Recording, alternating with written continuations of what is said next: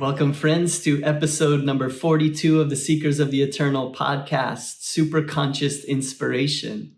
I am your host, visual artist Pale Horse, and I'm joined by my podcast partner, children's storybook author, publisher, and public speaker, Jason DeRocha. In this episode, we explore this fascinating ability that we all have as humans to shuttle back and forth from the unmanifested metaphysical realm of the superconscious and to bring back, like a healing elixir, these creative manifestations into the physical realm. We as artists can bring more beauty into this world through our creations and with our intentions. We explore the writings of Swami Kriyananda on this topic, as well as writings from Stephen Pressfield in his book, The Artist's Journey. May this podcast bring inspiration for your creative journey and for everything that you are bringing into this world. And a great way that you can support this podcast is by visiting the online store at the link below. I recently released a gold foil neon screen print of the bird deity Garuda, who is a visual symbol of this divine inspiration that flows from the superconscious into the human imagination.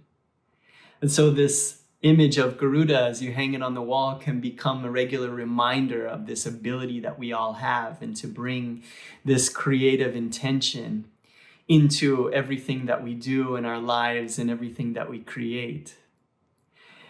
And you can also visit our Instagram page at Seekers of the Eternal, where every Tuesday I host a live broadcast called Bliss Break, where we learn to receive, feel, and share divine bliss with the world around us. There's no greater time to be doing this, and it's so powerful to be gathering together in groups. So that is every Tuesday at 8 p.m. Eastern Time, and also the recordings are there for you to explore anytime.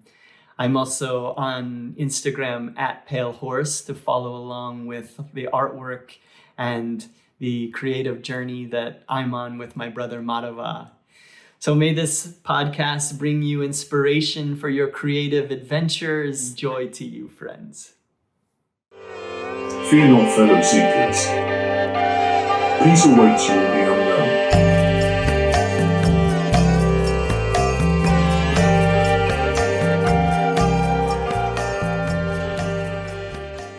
This is a fun one to come back to. We're going to kind of pick up where we were leaving off in the last podcast, and we're going to make this one we're going to try to move through this pretty quickly. We've got about 45 minutes here for the episode, so we're going to kind of move through the topics really quickly. And I think with this subject that we're getting into, we'll probably revisit it again here in the future. But let's open with just relaxing and releasing the tension in the body a little bit, and starting with a short prayer to bring us into the right frame of consciousness for this conversation. So let's begin by just taking in a deep, normal inhalation, breathing in and all the way out. And now double inhale, intense inhale.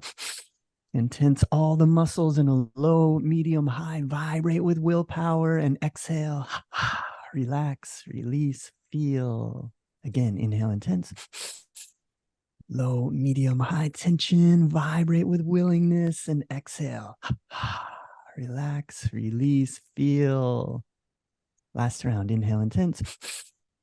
Low, medium, high, drawing energy into the body, filling it with energy, and exhale. Relax, release, feel, let go of all of the tension, all of the fears, all of the cares and worries, and just dropping into this present moment, inviting Spirit, O Infinite One, make us a channel for thy love. Through us, reach out to sow seeds in barren hearts everywhere. Om, peace. Amen.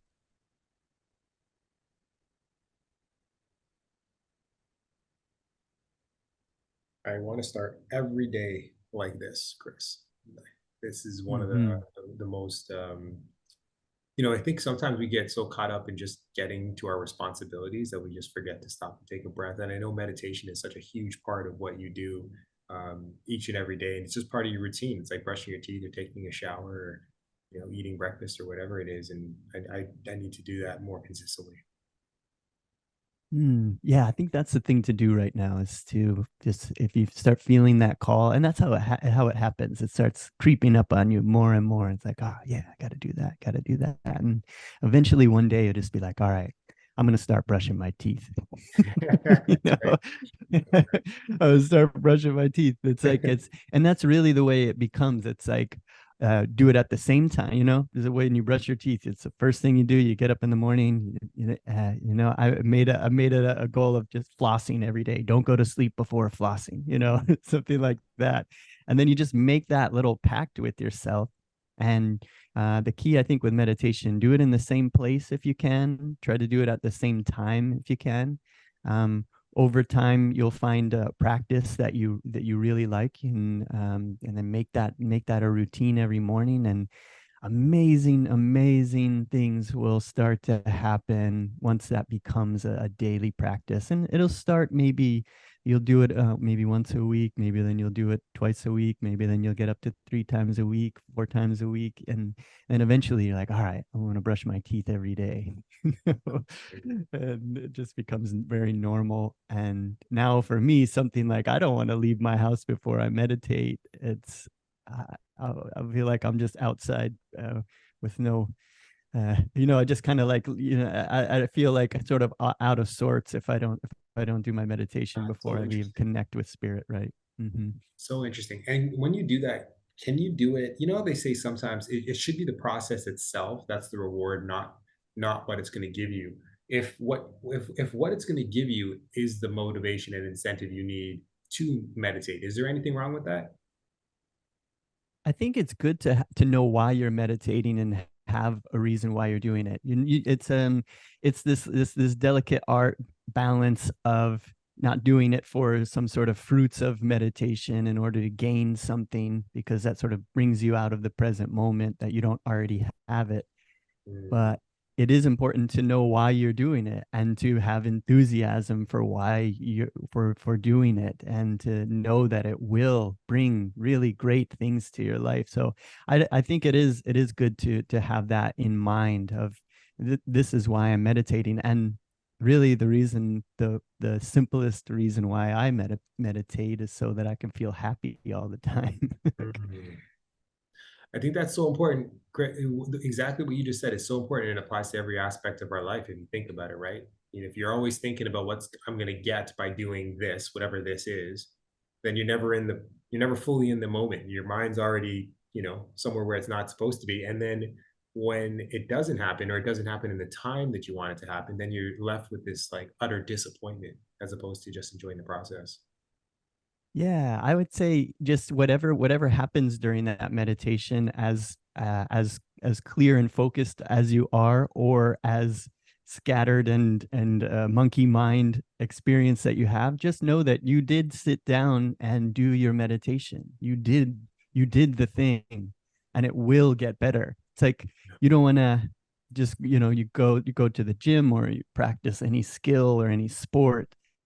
You don't, like, when you're not good at something at first, you don't, oh well, that was terrible, I'm not doing that again. Like, I suck at bowling, I'm not going to do that again. It's like, no, you like, oh, I'm learning a technique. Right. Okay, now I'm learning to really, it really is kind of similar to bowling, I guess. Like, Mm, it's really, a kid can bowl a strike on accident, or or like if you're aiming a bow or a gun, you can get lucky and hit the bullseye. And that beginner's luck is, I think, a real key little secret to meditation. Because at mm, first you're like, I don't know what I'm doing, I'm just going to sit down. I'll find a lot of people that come to my group meditation have really no experience with meditation. They'll sit down and do it, just know they have a beginner's mind, they got no understanding about what they're doing, and was like, whoa, I had this incredible experience. It's like hitting a bullseye mm. first time with a gun. And I think spirit does that for you. It shows you, okay, this is what you're aiming at. This is what it feels like. And you don't want to be, you don't want to get mad at yourself for it. Oh, it wasn't like that every time. You're just like, okay, it was like this today. I did the work. So Yogananda says, do your best and relax. Mm, You all right, know, I love it. just I do think your that's best. you can do your best and relax. I think that's going to be my takeaway. Yeah, and just know that you did it. So that's cool. You put in the time, and it'll get better and better and better. And I think that leads us really into the topic that I wanted to discuss today, which is obviously something that I've been interested in for many years, and I think will be interesting to a lot of the listeners, is around what is an artist? What is an artist doing? What is the real skill that a true artist has? And how do we develop that in ourselves, whether it be writing or painting, producing films, or whatever it is that we want to make, whatever we're feeling called to in our lifetime. And even our lives can become our creations, our creative offerings to the world. As this podcast becomes a creative offering that we're putting out into the world, want my artwork to be a reflection of the spiritual progress that I'm making inwardly, and I want that to be reflected in the artwork. I want the artwork that I'm creating to allow people to have a experience with higher frequencies, to have an experience with their higher selves, to make work that points to things that are beyond our thinking minds, that allow us to have a connection with spirit. And I think that's what true art can do if it is coming from that pure place. So it's something that I've been fascinated with. Really, as my career as an artist, I've talked about this before. It really started as not knowing what I wanted to do. I grew up with a hip dysplasia. I was in and out of wheelchairs and surgeries, and all of my the family members before me were manual laborers, and I couldn't do that. So I needed to find something that I could do sitting down. And so really I came to art as a way to, like, I need to earn a living doing something that I could enjoy, that's not manual labor. And I sort of came to it, I think, in a different way. And so I got into graphic design and typography and logos, doing a lot of work for commercial brands, and moving into illustration, moving into fine art, and now into sacred art, kind of moving through that progression of phases that I'm going through. And now, as I've been connecting with sacred art more and more, just wanting to get my ego out of the way and have something flow through really purely through the practice that I'm doing. So that's kind of what we're going to be talking about a little bit. I'm excited. I think it's sometimes you feel so detached from the artist, especially someone who's not, I'm not, well, I guess I'm an artist in my own right, and as an author and publisher, but I think the process that an artist goes through to produce something that, it doesn't matter. Like, for example, when we were in Miami and you have that beautiful mural on the side of the art gallery, it doesn't matter if you're an artist or not. There's like this universal appreciation for something so magnificent. And when to the layman, when you see it, it's always the same comment, which is like, how in the world did a human being do that? Like, how is that even possible? How do you see something in your mind and then produce that? So I think it's going to be a really worthwhile conversation for anyone who's always tried to understand, the process for an artist and what they're actually going through, and what they're actually creating. I'm very intrigued. Yeah, we can, and these are things that I'm slowly creeping up on, learning more and more. And so I'm talking about this for also my own benefit. They said the best way to learn something is to do your best to describe it, explain it to someone else. So as I'm learning these things, reading about these things, putting them into practice in my own artwork, then trying to articulate what's happening to others helps to become more real and more powerful for me. So that's really, I'm not claiming to be an expert in this. I know we did an incredible podcast with Luke Brown, who talks about these things a lot. He's one that really flows with that creative energy, tuning. It's this ability to shuttle back and forth from the unmanifested, non-physical reality, seeing something there, pulling that back as like a healing elixir for the world, sharing that. Just like, you mentioned murals. The reason why I love murals and why my wife and I have hosted so many mural festivals over the years is you just, in a city that you're in, you could just, here in Florida, we just had a lot of these beige walls, this boring landscape. There's not a lot of cool architecture. It's like a newer area. There's not like old, cool buildings to enjoy. So when we started bringing in artists from all over the planet to come paint these walls, now you're walking around and those same old walls are now inspirational portals for somebody just on their normal day, and seeing that and just like uplifts them. And doing that during difficult times, seeing how artwork just sprouts up around the world in bigger ways to help us to keep rolling along in life and to not be afraid. I think when things get tough, you always see the artwork blossom and bloom, like a pearl in an oyster or something like that. Yeah. Yeah. And so, we all just want to be part of that more. Mm-hmm. Yeah, absolutely. I mean, that time in Miami during Art Basel was just like life-changing. It was an absolutely life-changing experience. And I think for a lot of people, I think it's overwhelming, just because like for something like a mural, for example, the sheer size of it, sometimes it's bigger than a tractor trailer, on the side of a building. It's just like how in the world. It's unreal enough just looking on a page and seeing, or a small canvas, seeing a beautiful piece of artwork, but then to look up on the side of a building and see something that someone has done with their hands is just remarkable. So yeah, let's get into it.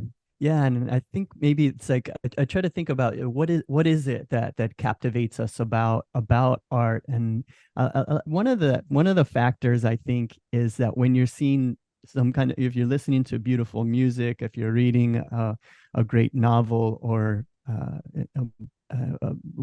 poetry, or you're seeing a great sculpture or painting, whatever it is, I always think about the time that artist put in inwardly to get themselves to a place where they could be a channel for something beautiful in a world that's full of chaos and turmoil and difficulties and struggles and sadness and gloom.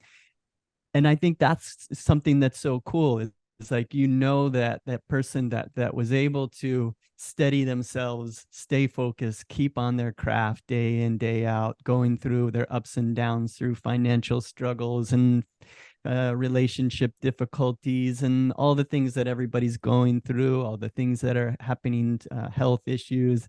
But just to keep on this day to day, tuning in, having those meetings with the muses, relaxing, going into that other world, pulling back something for humanity. And I really want to think of what we're doing in that same way, and the same thing that you're doing with your writing, for the impact that you're having for people reading those books, and having an intention for what it is that we want to convey and what it is that we want the work. So I want to I think maybe a good place to start. So I did a recent poster of the deity Garuda. So this is a gold foil screen print of this deity. We did also we painted a mural that we talked about recently in Akron, Ohio, of Garuda, and I've been really interested in Garuda over the years. He's also like the national symbol of Thailand. I'm going to Thailand here actually next week, Saturday. I'm going to Korea, and then I'll be headed to Thailand for a week. I'm actually going to go visit Luke Brown in his little island there, Koh Phangan. Cool. Yeah. Yeah, so I'm going to go see him. And this bird deity, Garuda, I've always been fascinated. I love birds in general.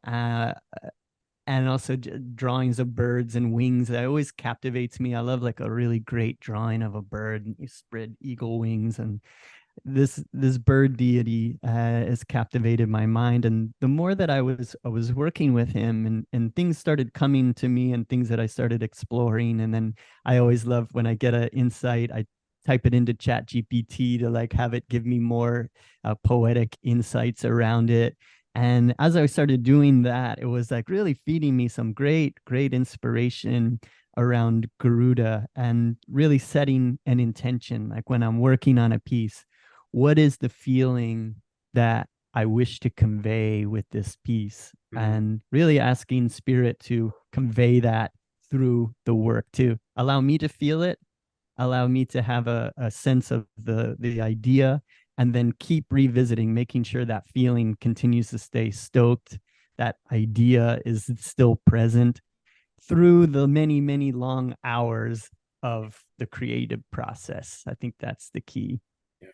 And Garuda really is just, yeah, I found that he is actually a symbol of, so he's a bird, flies, they say, faster than the speed of light, from the divine to our brains. So he basically represents that reality, that the divine does send creative insights that are beyond, like if you think of an invention that's never before been seen, it's like beyond people's capability to understand. Even it came out of the unmanifested into the manifested world, and that is what's happening with artists and anybody who decides to be a creative channel. Creativity through your life. In Mexico, there's a tradition called the Toltecs, which basically means artist, and that they see their whole life as a canvas, that they are artists. So everything that they're doing, they're performing in a way that I'm an artist and a divine channel. And so we can do that in our lives. And I think the more that we stay in flow with that spirit, then that can start coming through the work that we're doing. And just like if we're in a ceremony, like a psychedelic ceremony, medicine ceremony, or we're going into a meditation, or you're starting, say, a meditation retreat, you go in with an intention and you set that intention, and you try to keep that flame burning very strongly, so that you can actually, like kind of like holding out your cup to receive something, making that available. So I think art becomes like that, and Garuda really represents that. It just gives us a way to have a relationship with a formless reality. Yeah. So this image of Garuda, you can just imagine that wisdom, that creative aha moment, that vision, just shooting down from the divine, filling your brain, and you're just like, oh yeah, okay, yep, I see that. And then translate, take your skills that you have as a writer, as a painter, as an illustrator, start keeping that feeling alive, bringing that unmanifested thing to let it start coming alive. It's kind of like when you type in something into Midjourney or something, it's like it's coming out of the unmanifested, starting to bubble up, be seen in the physical universe. And yeah, just Garuda represents that act that happens for artists. That's really cool. It's funny when you just said, we like putting something into Midjourney and seeing how it kind of manifests itself. I think it's really interesting, this whole process of AI and creation, you know, to have technology be able to do something like this. And you were really at the forefront of this. Like you didn't give it any pushback. You're like, I think if we can find a way to work together with this, there's no reason for us to fear it. This is an opportunity for us to even learn more about whatever it is that interests us and we're passionate about, and to dig that much deeper and then see what manifests, and maybe that becomes something of inspiration to you to continue to create.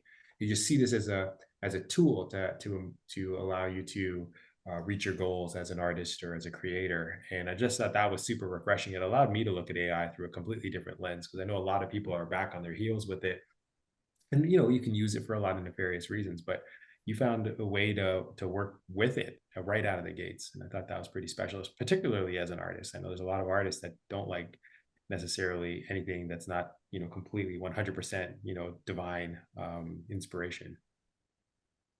Yeah, it could be, right. It's just I want to be open to life. I want to be open to what's happening, and with my, I think maybe I'm a little different because I came up through graphic design and illustration, and always looking for tools to advance what I'm doing to other levels, or different technology that I could use in order to bring visions into reality, whether it be laser cutting or different software or 3D software.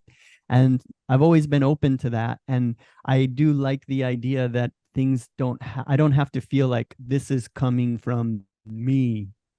This is, like, I think you can get creative. Like we're talking about, these creative ideas, they come out through the ether to us. So I love going to different countries and being inspired by the different energies there, the different artwork, and all of that kind of stuff. So I feel like AI for me as a tool, yeah, it allows me to be able to just see so much new things, and I'm still the conduit who is shuttling to the metaphysical realm, coming up with those prompts.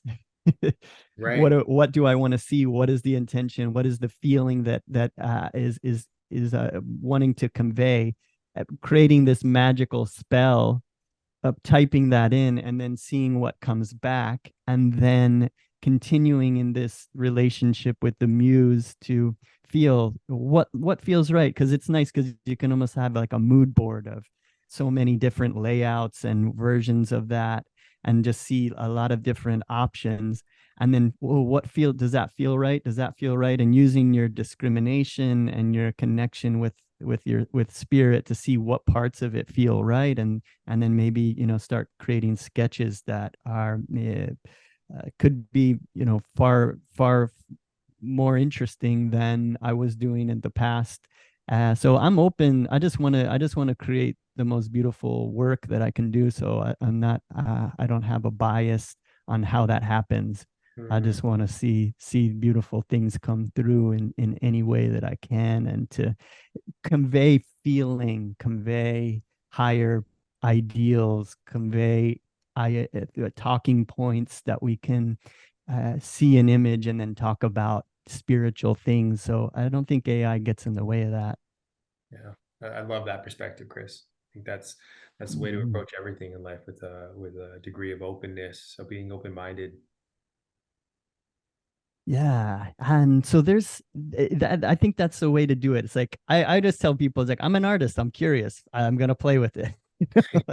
I'm just infinitely curious. So, and this thing is cool. So I'm having fun with it. And yeah, but I think it's important to just make sure that you're following your heart, and whatever you feel is what you're being guided to. I'm not telling anybody to do anything that, doesn't feel right for them or their creative process. But for me, I enjoy it, and it's been a lot of fun. So uh, there's a book that has been really inspiring to me by my teacher, the founder of Ananda, Swami Kriyananda, was a direct disciple of Paramahansa Yogananda. I talk about him all the time. He is a huge inspiration for me. He, in his life, is so prolific. It's unbelievably like superhuman prolific ability to create while he was on earth. The amount of things that he has done, the amount of music that he has channeled, the amount of talks that he's done, books that he's written.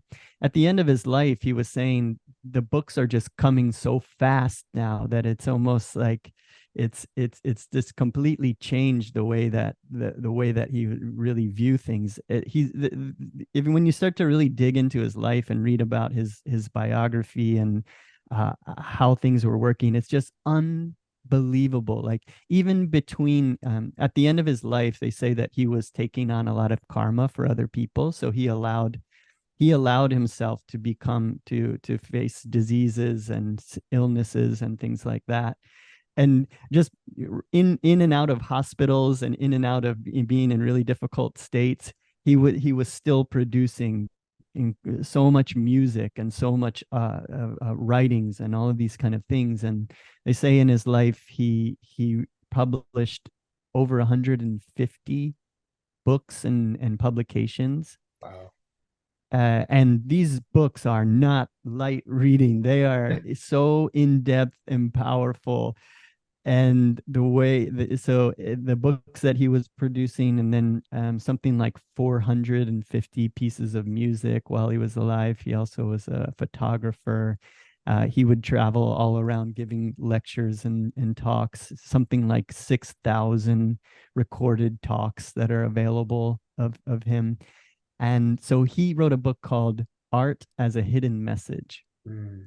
And this is about his relationship with art and his vision for art as a reflection of the current society, the current age that we're in, and how art can help us move further and further into a golden age by being a reflection of higher purpose, or being a reflection of our higher self, that we can guide humanity. And really that's what's happening. Humanity is being guided into the future through the art that we're experiencing in life. And I think that's such an amazing thing.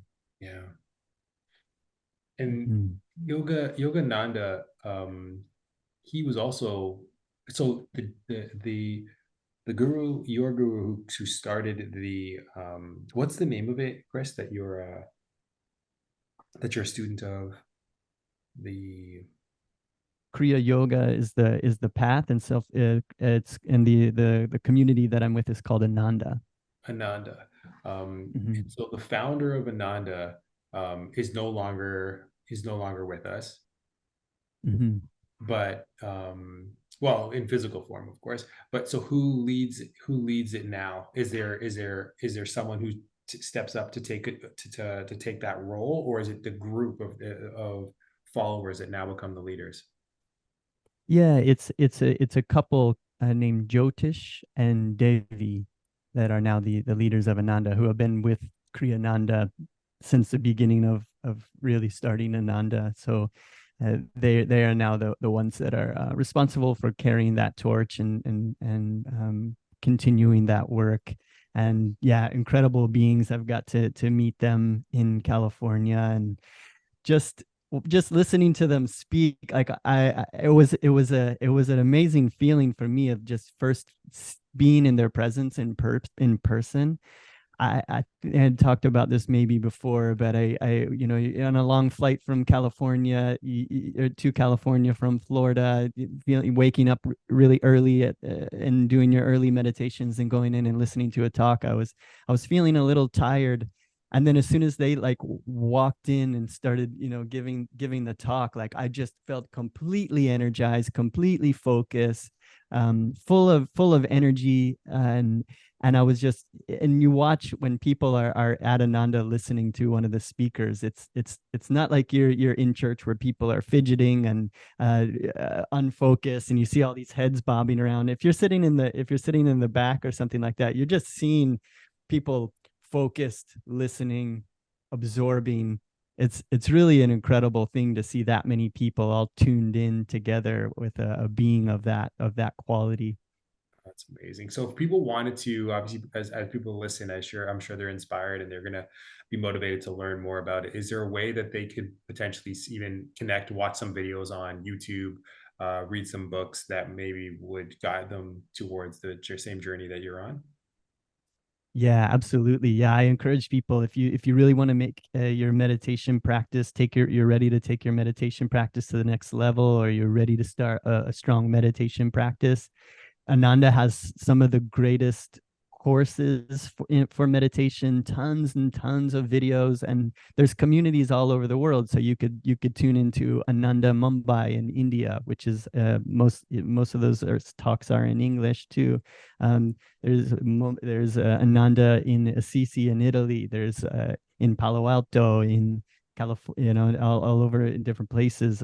So you can tune into these teachers. A great one is Nayaswami Asha, who I talk about, and I'll put a link to her YouTube videos. She's a great one to tune into.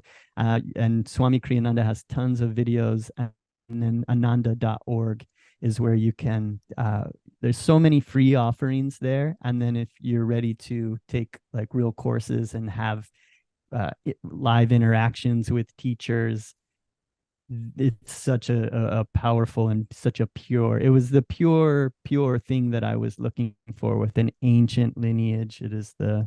It's the original teachings of Christ. It's the real teachings of yoga. It's the Sanatan Dharma of Buddha, of Gautama Buddha. It's the Patanjali's Yoga Sutras. It's ancient, universal wisdom for awakening the self. It's a very pure. We'll put all of that into the show notes after this podcast.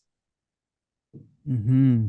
And so I just wanted to read some of the quotes here from this book, Art as a Hidden Message, and we'll kind of we'll pick up on this topic again, but I'll kind of open this up now. So this is a quote from that book that really I want to keep in mind and in practice. So Swami Kriyananda says, "The important thing at all times when expressing oneself artistically is to hold before the mind the thought, and especially the feeling that one is trying to express. One should refer back to this concept again and again as they progress." So keeping before the mind, hold before the mind the thought and especially the feeling of what one is trying to express. And I feel like, man, every time that I didn't do that, what a step we're missing as artists if we don't have that first and feel it as it's coming through. If you're not feeling it, then how do you expect someone who's viewing it to feel it? True. And when we're painting murals, that's what my brother and I were trying to do, is we're trying to keep that feeling alive. Every stroke, have that feeling. And that's why I love him and I being together, because we get into this magical state of receiving and giving through the artwork, and we don't let anything throw us off of that. Even if things aren't going our way, things aren't going the way we planned, things are happening here and there, there's things that could slow us down from our schedule. It's like, nah, it's all perfect. It's all happening exactly. We're going to finish this, and we're just going to ride these waves like we know what we're doing, and just keep it on. And I feel like that's what we can give as an artist, is our state of consciousness while we're creating the artwork, and then that will make it a gift to the world. Oh, I love that. Is Matt going to be coming to Thailand with you? This one is going to be, no, he's not going to be with me on this one. This one's more of a vacation with my wife and some friends. Okay. It's going to be so hard for me to just not to like break out my cushion and meditate for hours in these temples that we're going to. So this will be a little bit more of a vacation. My wife keeps telling me, this is not a pilgrimage, Chris. Like, okay. I gotta, so, but what I'm gonna do is I'm practicing in this. What I want to do is practice my skills in the physical universe, my Jedi skills of staying calm, to find transportation, to get around, to be in a kind of unfamiliar territories with all of the things that are going on in Bangkok and in a new place in Seoul, and just to see if I can just completely stay calm and navigate all of those waters with as much calmness and happiness and intuition as possible, and be very pleasant to everyone that I'm hanging out with. I'm so excited for you. I'd love to hear that you're going on vacations with your wife, and that it's not a pilgrimage. I love that. That sounds like something my wife would say to me. Yeah, I can't wait to see the temples in Thailand, to be around that energy again, because that was the initial spark for moving me out of just a graphic designer into wanting to make art. It was when I saw those temples and those murals in Thailand, and I met the images of Hanuman for the first time, it made this huge shift and click in my mind to wanting to create artwork from this place that we're talking about. So it's going to be I think really energetically a powerful experience to be back there, and the inspiration that will come. So, and this is another quote from Swami's book, Art as a Hidden Message. He says, "Let your mind flow forward, completely confident that the inspiration you want stands before you, its arms outstretched, waiting. This is faith, faith that requires an unhesitating commitment of energy." And then he says, "It isn't enough to receive the initial inspiration for a creative work. One must continue to hold his mind up to that inspiration in order that every note, every brushstroke, every word remain faithful to it. Inspiration should be awaited in the heart and held up to the spiritual eye and the forehead. A cycle of energy is formed thereby, uniting the two." And so we can break this down a little bit here.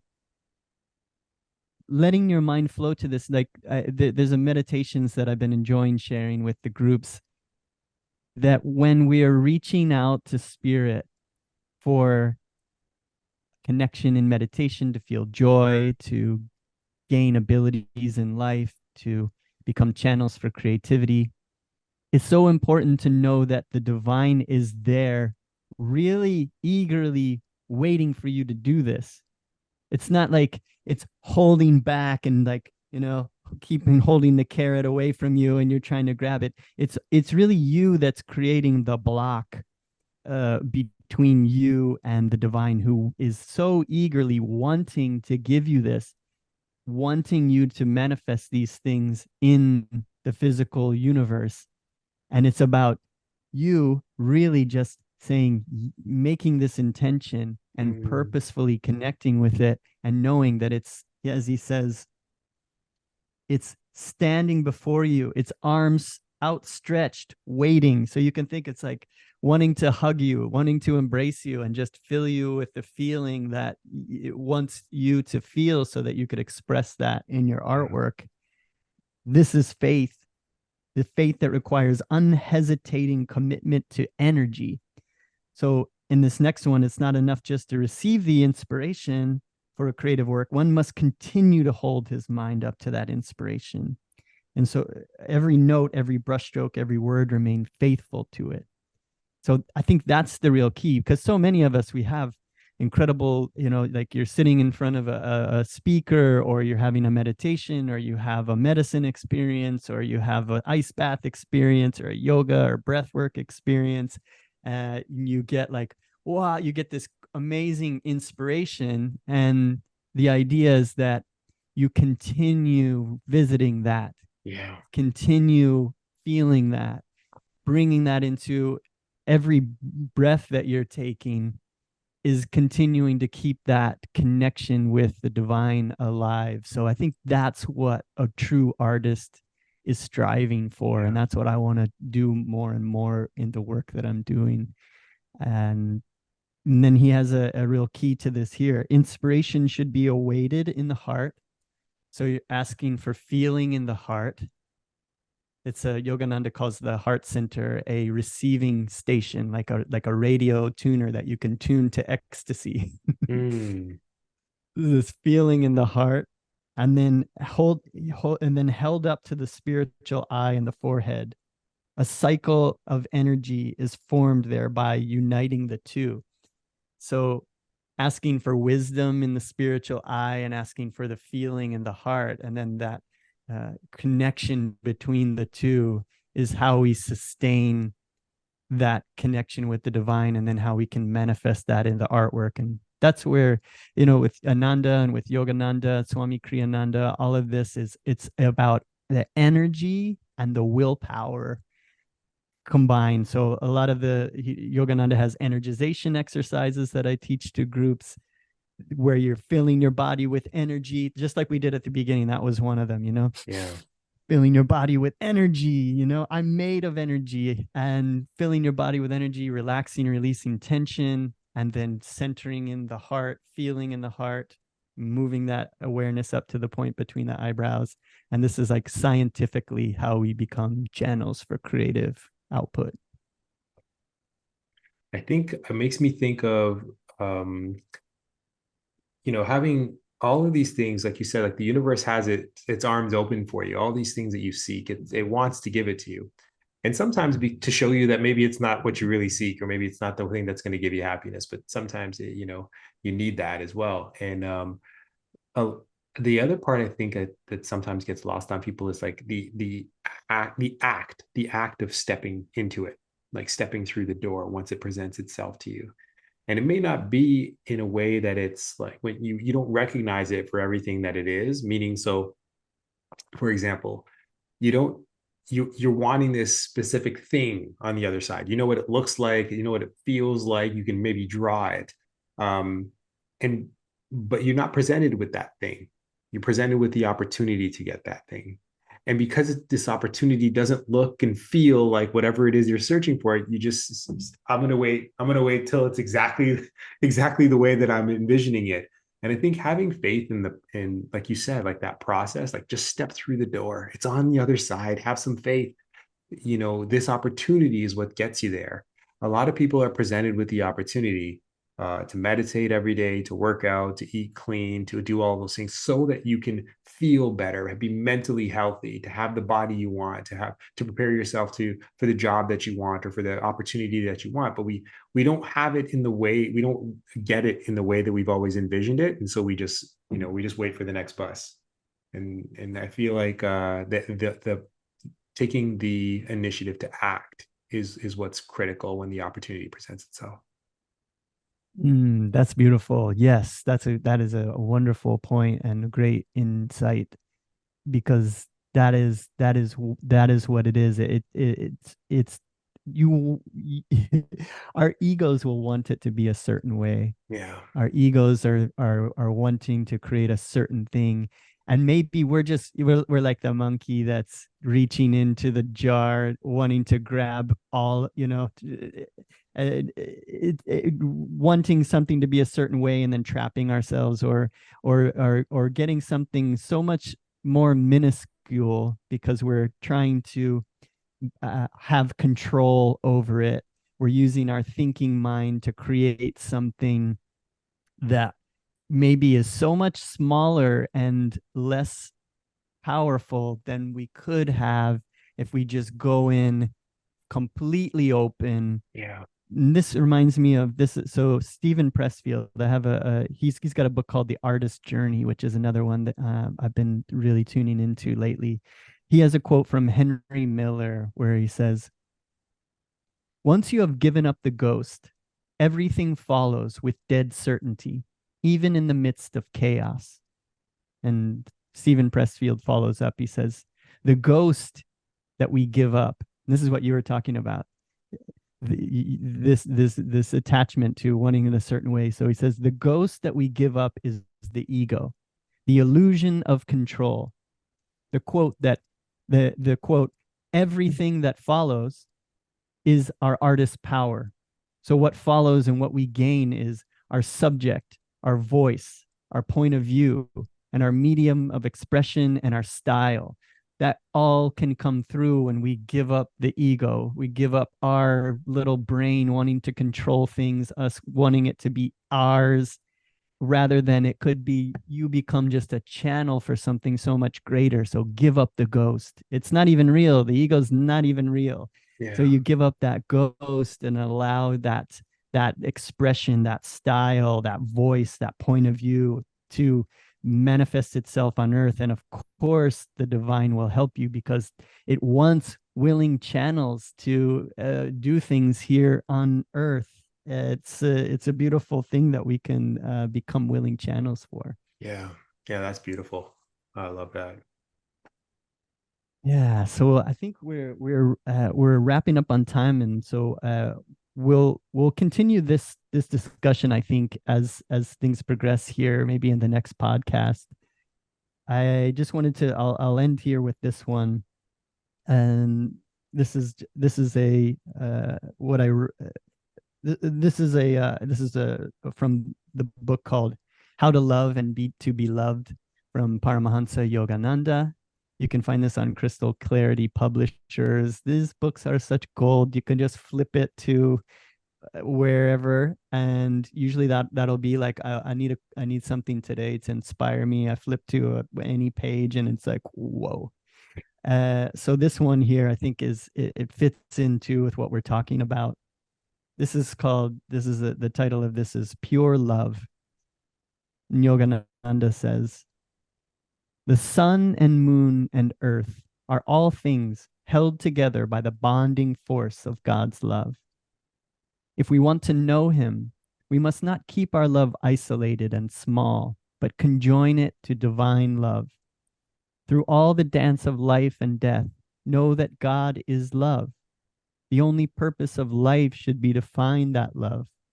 There is no greater tonic. It can beautify man in both body and mind. Love cannot be described or defined. It can only be experienced as a deep feeling. All love in its native purity is God's love. If pure love shines in your soul, you will be clothed with God's ever-attracting universal beauty and infinite love. All nations should come together in the temple of universal love and understanding. Love alone will last. The laws of God are the laws of brotherhood and love. Although man's love is born in his human relations and in his recognition of mutual usefulness, yet pure love, as it evolves spiritually, transcends all outer relationships and becomes freed from every condition of mutual usefulness. Although love is born in that sense of usefulness, one ceases to be aware of any such outward condition. A mother's love for her child may be taken as an example, for it is unconditional. A mother may love even a wicked child. Om. Thank you so much for the wisdom today, Chris, and the insights into your artistry and your work and your journey. And wish you all the best visiting Asia with your wife and your friends. And I can't wait for you to come back and share all of the incredible moments. I'm sure you're going to have a lot of gifts bestowed upon you as you visit those temples. So we can't wait for you to come back and share it with all of us. Thank you, Jay. Thank you for being here and having these discussions with me. It's great to have a friend where you can talk about these things openly with and get dialogue back and forth, because you can't always have these conversations in life all the time. So Yeah. It's a real blessing for me to get to learn from just talking about it and exploring these things together as another creative person. So Yeah, thank you for that. Fun. Thank you. I appreciate them. Mhm. Hearts full of gratitude. And thanks to everyone Thanks who for listens everybody to and listen. following along. Yeah. Yeah, so we hope that you enjoyed that. Hope that it gives you a little bit of creative inspiration for your day. And we'll continue picking up on this. Check out the links at the bottom there to keep exploring some of these books that I mentioned. And we will be back again soon. Blessings, friends, and joy to you.